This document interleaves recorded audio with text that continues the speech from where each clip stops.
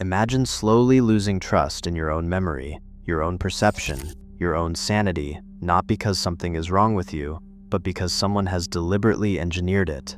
Gaslighting is one of the most insidious forms of psychological manipulation, and it works by exploiting vulnerabilities built into every human mind. What makes it so dangerous is how rarely the target ever sees it coming. The word gaslighting didn't begin in a psychologist's office or a research lab. Its roots trace back to the dimly lit stage of a 1938 London theater, where Patrick Hamilton's play Gaslight first unfolded. The story centers on a Victorian couple living in a house where the wife notices the gas lamps flickering and dimming at odd moments. Each time she mentions it, her husband calmly insists she is mistaken, that the light is as steady as ever. The more she questions what is happening, the more he assures her that nothing has changed, urging her to doubt her own senses. The suspense builds as the audience witnesses not just a crime, but the slow unraveling of a woman's confidence in her own reality. 6 years later, the narrative leapt from stage to screen. In 1944, Hollywood released Gaslight, starring Charles Boyer and Ingrid Bergman. The film's haunting visuals, Bergman's anxious glances at the dimming lamps, and Boyer's unwavering denials left a lasting impression on viewers. The story's emotional impact was immediate and visceral. Audiences watched as Bergman's character Paula began to question her memory, her perceptions, and finally her sanity, all while her husband orchestrated a campaign of subtle deceit. The movie's success turned gaslighting into a cultural reference point, a shorthand for a particular kind of psychological manipulation. For decades, the term lived in the world of fiction and metaphor. People would say someone was being gaslighted if they were made to feel confused or off balance, but the word had not yet found its way into clinical language. The power of the original story lay in its simplicity, a person's reality methodically altered by another's persistent denial and misdirection. The gaslight itself became a symbol, the flickering flame that only one person could see, the evidence of a world subtly but unmistakably shifting beneath their feet. This origin story matters not just for its drama, but because it captures the essence of gaslighting as a lived experience, the slow, deliberate erosion of trust in one's own mind. Before psychology gave the phenomenon a formal name, the play and film offered a vivid image of what it feels like to have your reality rewritten, one denial at a time. In the years that followed, the term moved from stage and screen into the language of relationships, therapy, and eventually scientific study. But at its core, gaslighting has always been about more than deception. It is about control over another person's sense of what is real.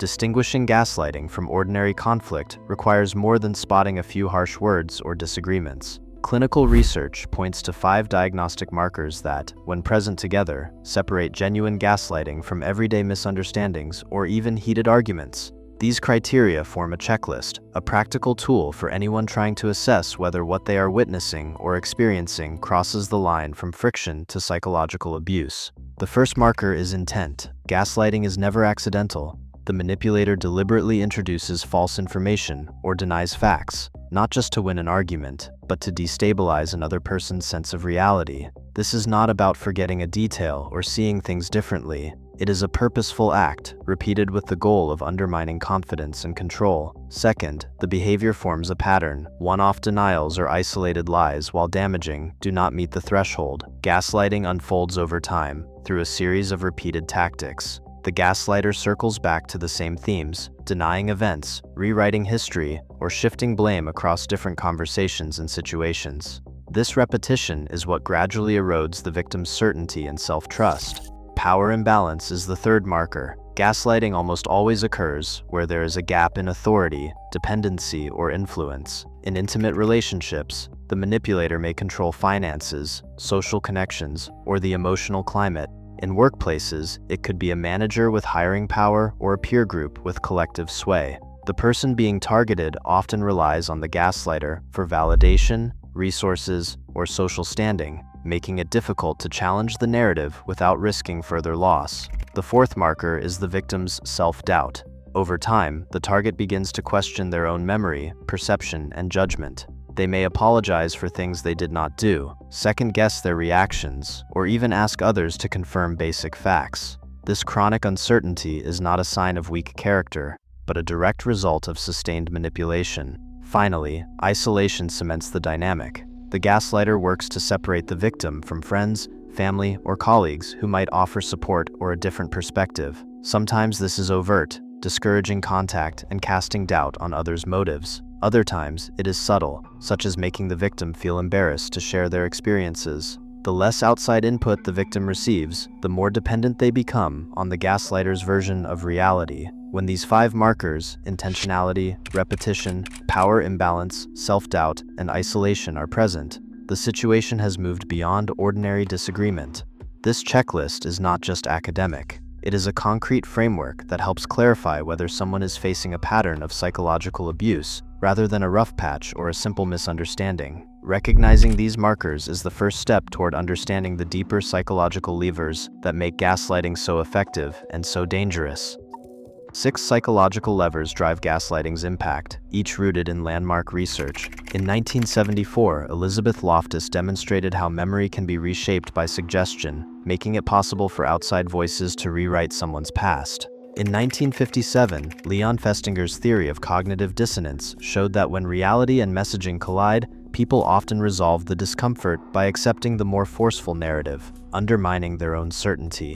In 1951, Solomon Asch revealed that group pressure can override even obvious truths. When consensus is staged or authority invoked, self-doubt grows. Evan Stark's 2007 work on coercive control mapped how power imbalances allow one person to dictate reality, while dependence discourages resistance. In 1975, Martin Seligman's research on learned helplessness explained why repeated contradiction and dismissal can drain the will to protest, leaving people resigned to falsehoods.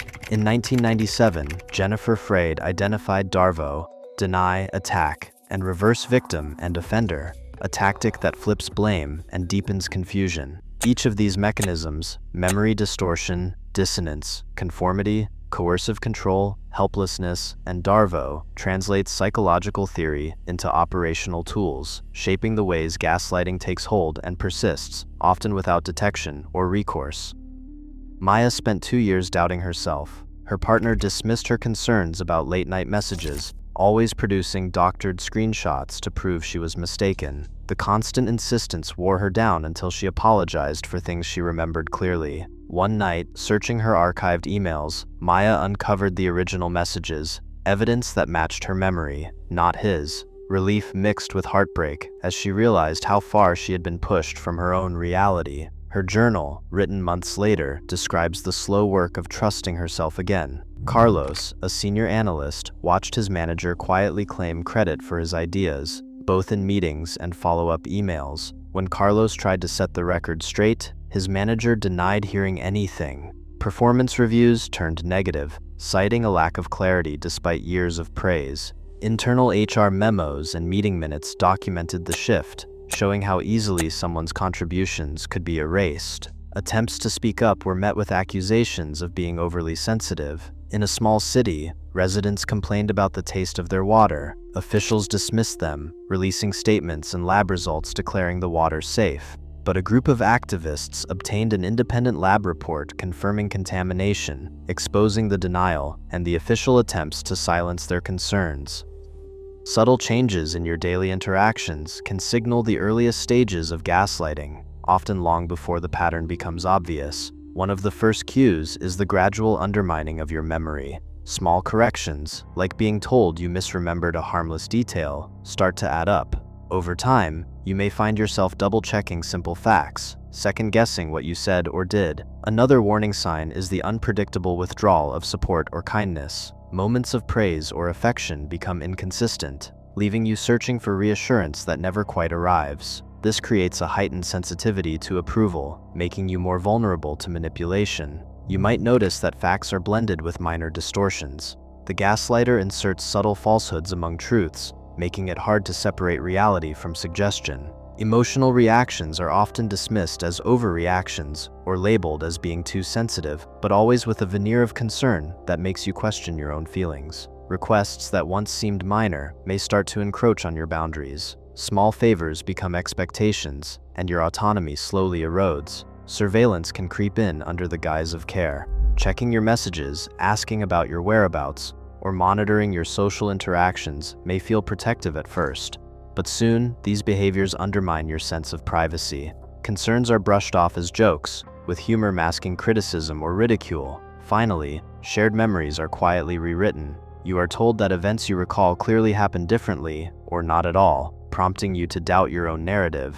Recognizing these 8 cues, increasing self-doubt, unpredictable validation, truth mixed with fiction, emotional dismissal, boundary erosion, covert surveillance, dismissive humor, and reframed memories, can help you spot gaslighting before it takes hold. Early awareness is the most effective tool for reclaiming your sense of reality.